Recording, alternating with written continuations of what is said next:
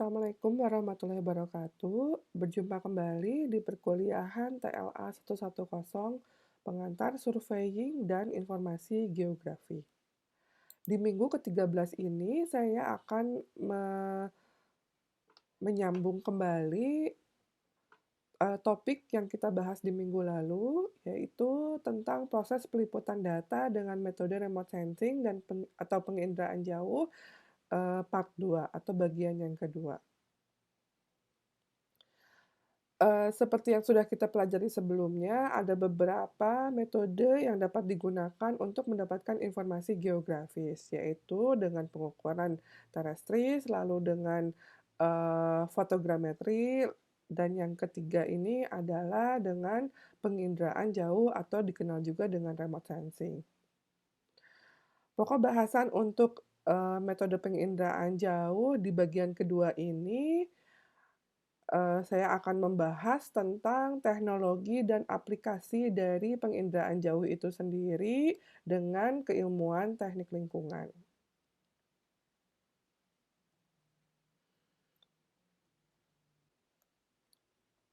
Pembahasan teknologi di sini adalah penggunaan berbagai teknologi dalam penginderaan jauh.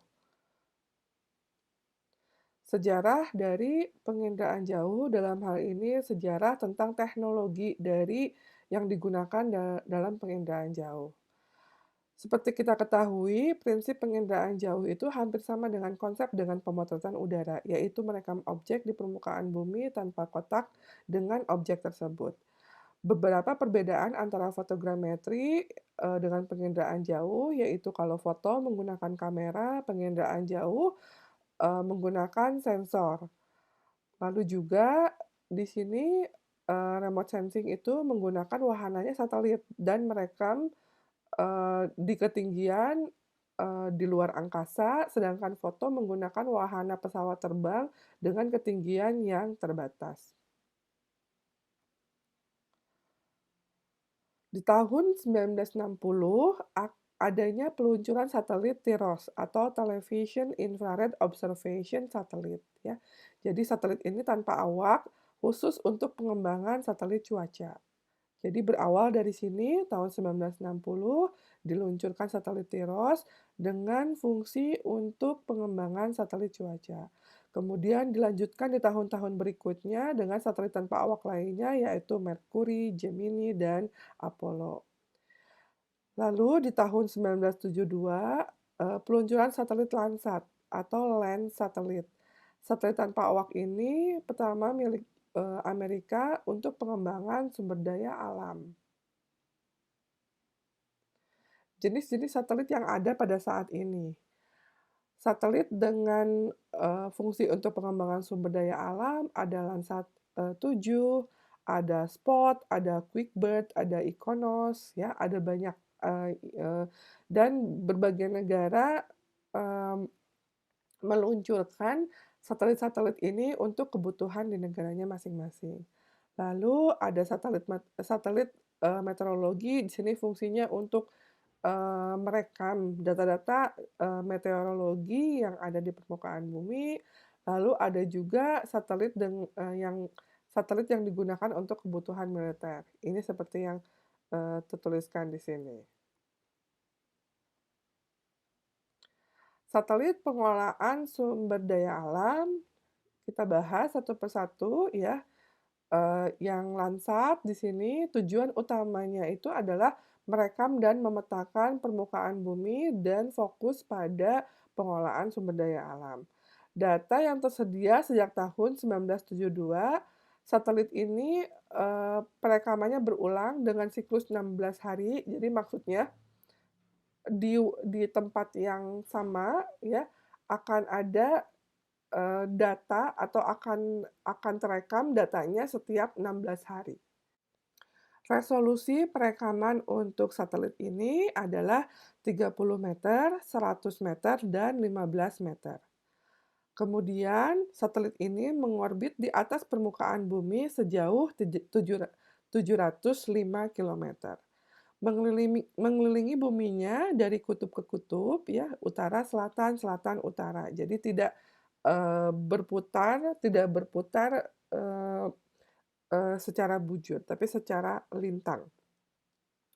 Kemudian Lansa terakhir yang diluncurkan yaitu, tahun 2013 yaitu Landsat 8, kemudian Landsat 9 diperkirakan eee, akan diluncurkan pada pertengahan tahun 2021 ya. Landsat ini memiliki sensor sebanyak 9 atau, sensor ini dikenal juga dengan kanal atau band. Berikut adalah beberapa contoh hasil dari perekaman satelit Landsat ya. Di sini di kiri kita lihat, bagaimana degradasi perubahan, di wilayah, muara dari, Sungai Colorado di California ya. Di sini bisa dilihat, eee, yang warnanya coklat ini adalah banyaknya jumlah sedimen ya, yang masuk ke, area laut ya. Di sini yang, hijaunya adalah representasi dari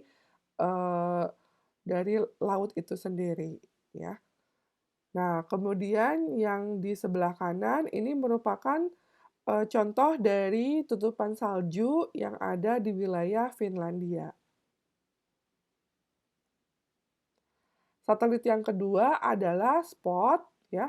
Jadi Spot ini adalah satelit milik Prancis yang perekaman berulangnya juga dengan siklus 26 hari, resolusinya 10 meter dan 20 meter, mengorbit di atas permukaan bumi lebih jauh dari, Landsat ya, sejauh 832 kilometer dengan, eee, perputaran yang sama mengelilingi bumi dari kutub ke kutub. Utara ke selatan, selatan dan ke utara. Spot terakhir diluncurkan tahun 2014, eee, yaitu Spot 7. Berikut adalah beberapa contoh hasil dari perekaman, satelit Spot. Di sini, kalau bisa dilihat yang sebelah kiri itu adalah menggambarkan atau merekam, pegunungan di Kilimanjaro ya, yang berwarna putih ini adalah saljunya ya, salju yang menutupi pegunungan tersebut. Ini bisa dilihat bagaimana, mmm pola atau bagaimana pattern dari pegunungan tersebut. Kemudian yang sebelah kanan ini adalah, perekaman dari Kepulauan Fiji, ya, di sini dilihat. Nah, kalau yang putih-putih ini nih, yang putih-putih ini kalau yang ini awan, ya, yang ini awan dan ini, wilayah dari Kepulauan Fiji-nya. Kemudian satelit yang ketiga adalah satelit QuickBird, ya. Satelit ini merupakan hasil kerjasama antara Amerika dan Jepang, ya. Perekamannya berulang dengan siklus 1 sampai dengan 3,5 hari, ya, ini jadi lebih cepat. Jadi di tempat yang sama kita akan mendapatkan, data setiap 1 hari, ya, jadi bisa lebih detail. Resolusinya adalah 0,65 dan 4 meter, ini lebih detail lagi. Lalu mengorbit di atas permukaan bumi sejauh 800 kilometer, mengelilingi bumi dari kutub ke kutub juga. QuickBird terakhir yaitu diluncurkan adalah QuickBird 2 di tahun 2001. Eee, Hasil dari perekaman, QuickBird ini ya, karena dia resolusinya sangat, detail, ini, berbayar. Umumnya beberapa tuh berbayar. Hanya dalam beberapa tahun terakhir ini sudah ada juga beberapa data yang bisa di-download secara, gratis.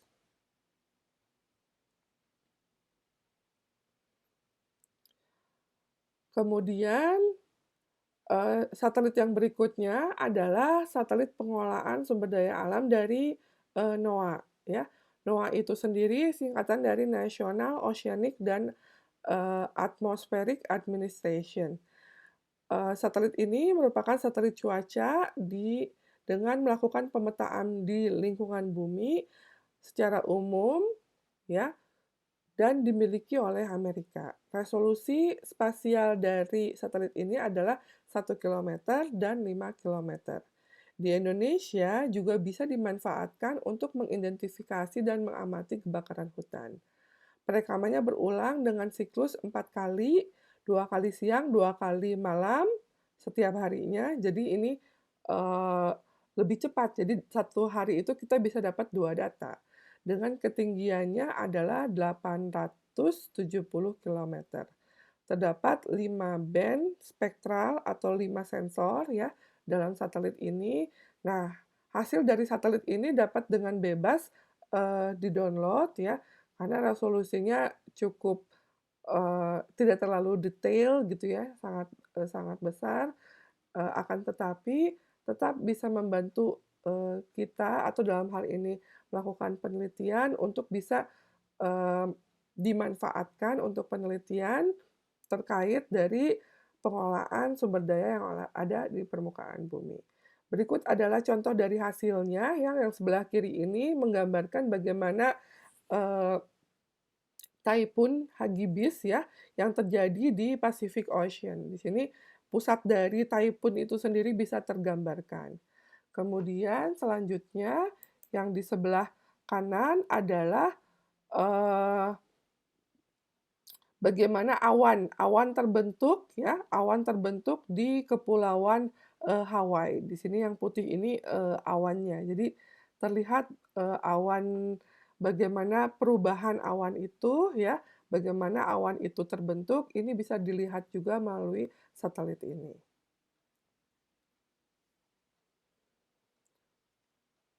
Oke, kita akan bahas, apa sih itu satelit, resolusi spasialnya, ya. Jadi, tadi saya sebutkan Landsat memiliki resolusi 30 meter. Artinya, ya, area terkecil yang direpresentasikan oleh satu piksel di dalam satelit tersebut adalah 30 kali 30 meter, ya. Jadi ini akan sangat akan sangat sulit kita untuk bisa melihat, rumah gitu ya, karena di situ, dalam satu piksel itu biasanya dia diwakili oleh satu warna tertentu. Jadi kita, tidak tidak mengetahui kurang jelas untuk bisa mengetahui kira-kira objek apa yang, dipetakan atau direkam oleh, satelit ini, ya. Mmm, jadi kalian bayangkan umpamanya eee, kalau dalam satu lapangan gitu ya, arti gini, dalam satu, di permukaan buminya itu lapangan ya, dibagi-bagi menjadi 30 meter itu tetap kita bisa, "Oh ini, objeknya adalah lapangan." Tapi untuk mengidentifikasi rumah gitu ya, satu rumah itu akan satu rumah di antara lapangan itu akan sangat sulit, pasti semuanya akan terlihat, sama seperti lapangan, ya. Jadi kalian bayangkan foto ini atau gambar ini dibagi-bagi menjadi, piksel-piksel dengan ukuran 30 kali 30 meter. Berikutnya kita bahas satelit, band atau kanal atau juga sensor. Setiap satelit memiliki band atau yang juga disebut juga dengan kanal, di mana terdapat sensor yang menangkap gelombang elektromagnetik berdasarkan panjang gelombangnya. Berikut adalah contoh band untuk satelit Landsat.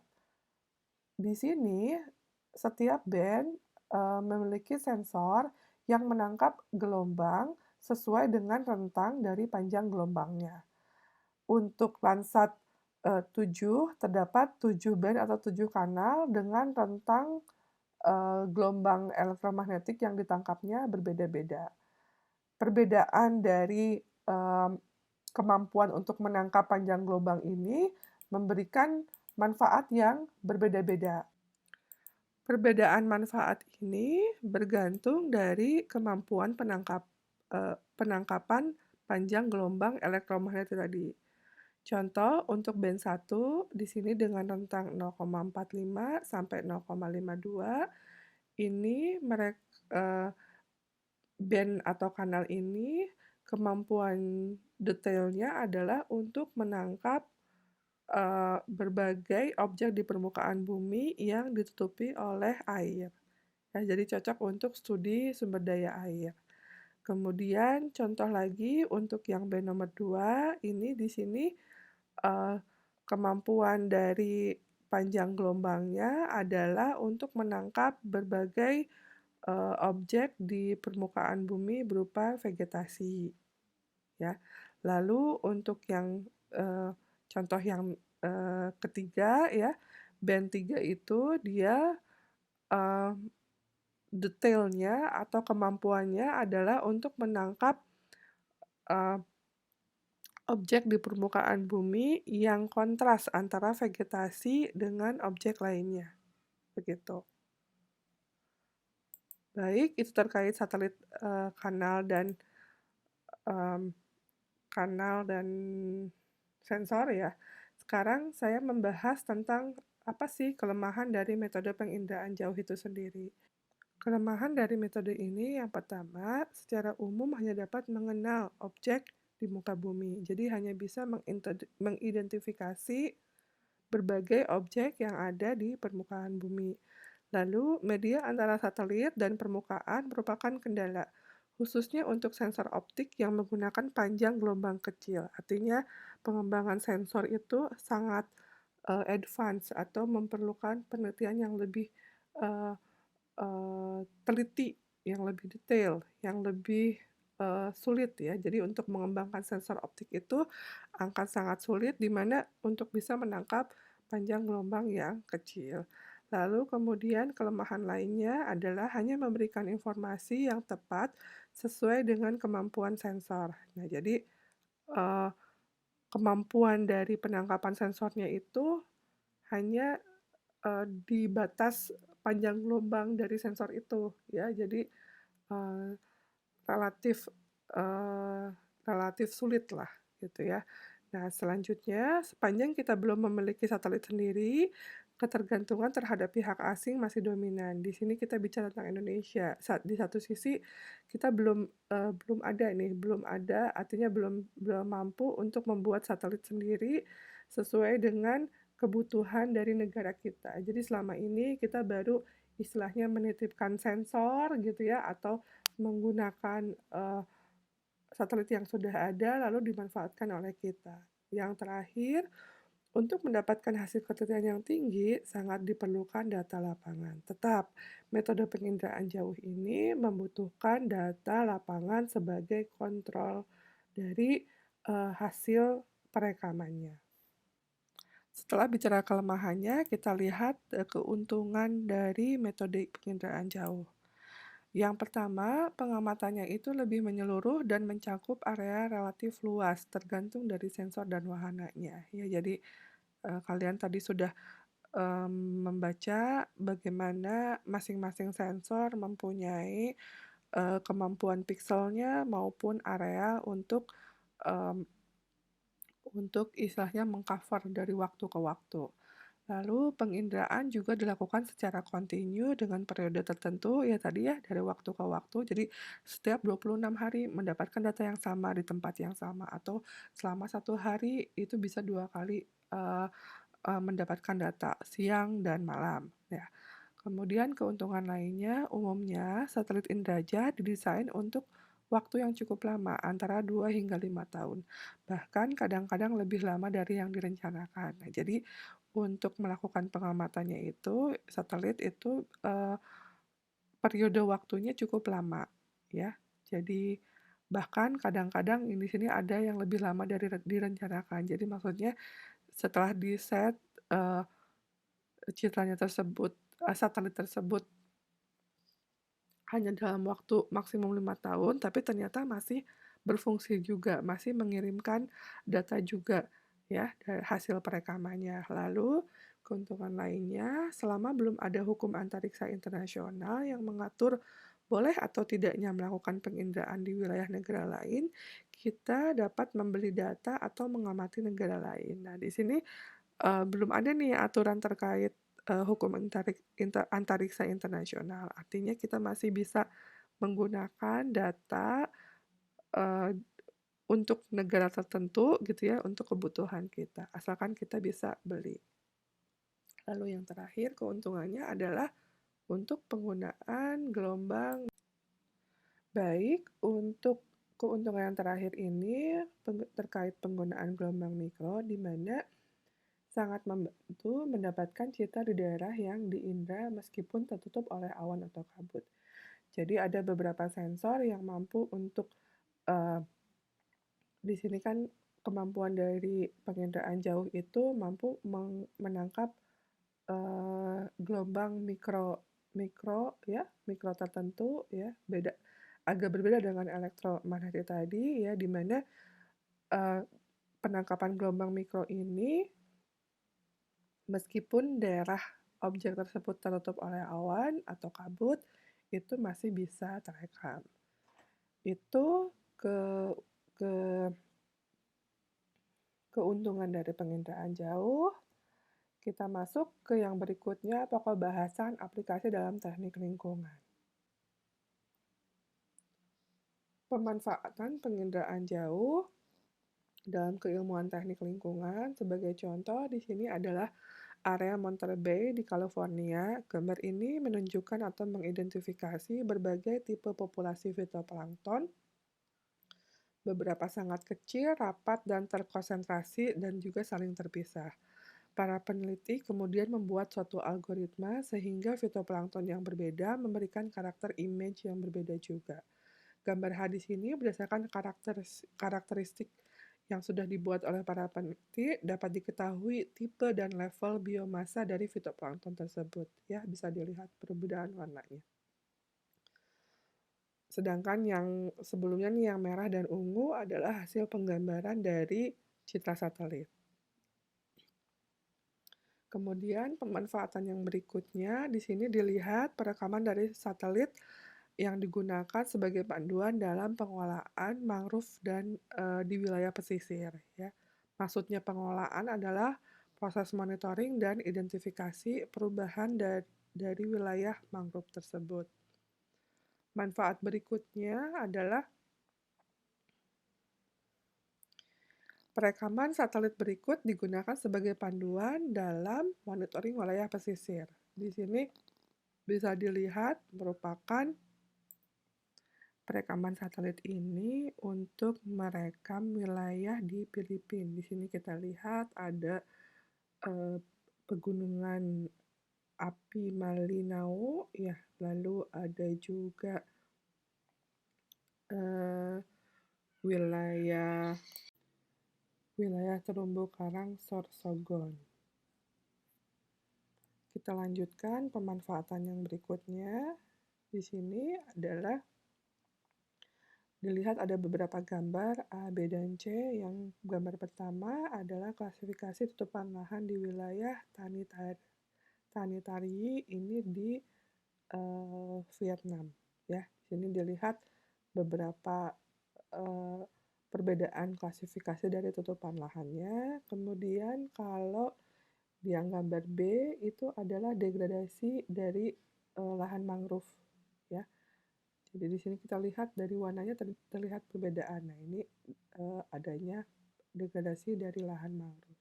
Kemudian yang terakhir yang C ini adalah pengembangan perkebunan sawit ya dan hutan di sekitarnya. Nah, ini masing-masing